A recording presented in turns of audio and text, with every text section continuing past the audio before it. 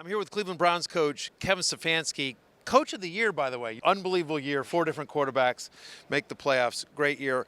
I want to talk a little bit about some of your players. Let's start with Deshaun. Where is he in his recovery? He's right where he needs to be. He's hitting all those benchmarks. He's doing a great job. He's going to start throwing here shortly. So he's making progress, and I feel good about where he's going. Fantastic. Let's talk about Nick Chubb. I'm curious where he is in his recovery, and assuming, I never want to assume, but if Nick Chubb is back to being Nick Chubb, plan is to have him in the same role next year? Without a doubt. And, you know, Nick is a guy that I get to see every day. He's working out, sometimes working out twice a day. So we'll make sure that we are smart with his recovery.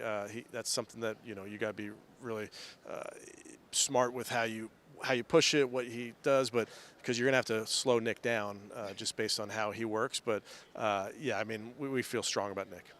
Which is great. And so we'll figure out where the timeline is. We're not there yet to know in terms of whether he'll be there for the opening game of the season. But in the meantime, talk to me about what you saw out of Jerome Ford this year in an expanded role. Yeah, excited about Jerome, a guy that, you know, when we got him, we were excited about. He had very few carries in his rookie year, it's in the single digits maybe. Was good in the preseason his rookie year, and then this past year had a greater role. And he's a home run threat, a guy that we feel like can really break a long run when needed.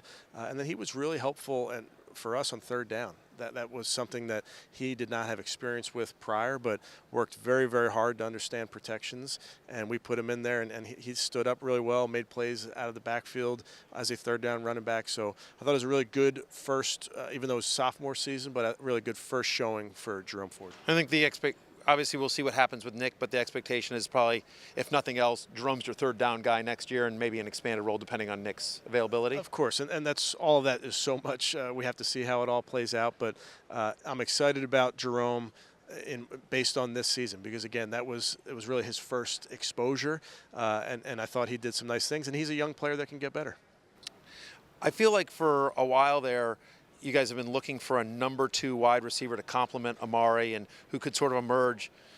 Did that just sort of become David Njoku this year? In a lot of ways, yeah. I think for us, we look at it as pass catchers, whether you're a wide receiver or a tight end. You know, Dave, as you know the stats better than I do, but his rack was unbelievable.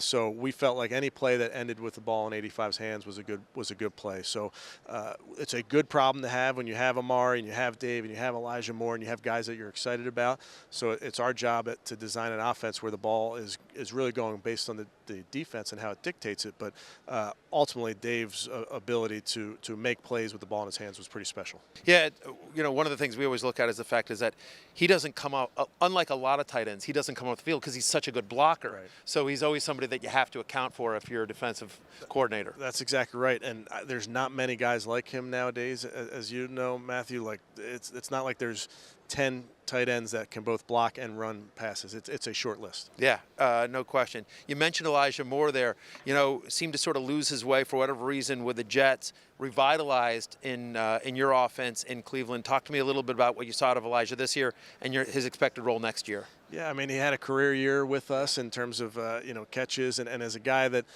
we feel strongly about. Elijah's a guy that can win routes outside or inside. He's not limited in any way, so he's versatile. We want to make sure he's impacting the game in different ways. I go back to the Jets game this past season where Amari was out. He slides right into the X role with very little practice at that position and is having a really good game before he ended up getting hurt in that game. But he's definitely somebody that as we start to construct the offense, he's definitely front of mind for us. And it seemed like you guys try to get creative about different ways to get the ball in his hands, using him on some sweeps and using him in the backfield a little bit. Just seems like you guys really took advantage of his versatility. Yeah, we tried to, and that's one of those things that Elijah was a new player for us in our system, so you want to see how he responds to a lot of those things. And the nice part about Elijah Moore is he's really, really, really smart. So you can, hey, Elijah, go in there at X, go in at Z, hey, go into the backfield. He can pick all that up. You can't do that with every player, and his ability to be intelligent allows him to do that. All right, last question for me. You know, I always bug you with these dynasty questions. I have Cedric Tillman on my dynasty team. My co-host, Connor Rogers, who studies the draft, does a great job, had Cedric Tillman as his number 3 wide receiver out of college last year. So he thinks you guys got an absolute steal. Talk to me a little bit about Cedric Tillman and his development. Yeah, I'm excited about Ced.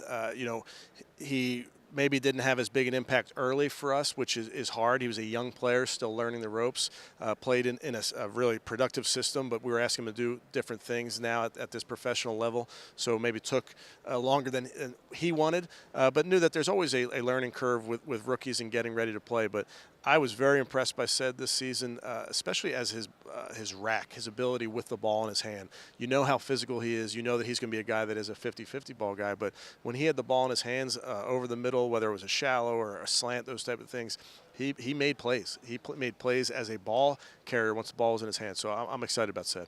Yeah, well, we're looking forward to year 2. 4 different quarterbacks you had to have. Joe Flacco wins Comeback Player of the Year, deservedly so. Is the hope to have Joe back next year? We'll see. I think all that needs to play out. That's part of this marketplace that we need to navigate. We all feel strongly about Joe, both on the field and off the field. He was a great addition to our football team. Those are things that certainly Andrew Berry's. Are you guys related? We are not. We are not. I wish. He's a smart guy. He's going to work through all those things this offseason. Coach of the Year winner, Kevin Stefanski, thank you so much for joining me. I appreciate you. Hey, it's Matthew Berry from NBCSports.com and RotorWorld.com, and I want to thank you so much for watching whatever it is you just watched, or if nothing else, being too lazy to click out of the autoplay after this video started, after whatever it is you actually wanted to watch finished.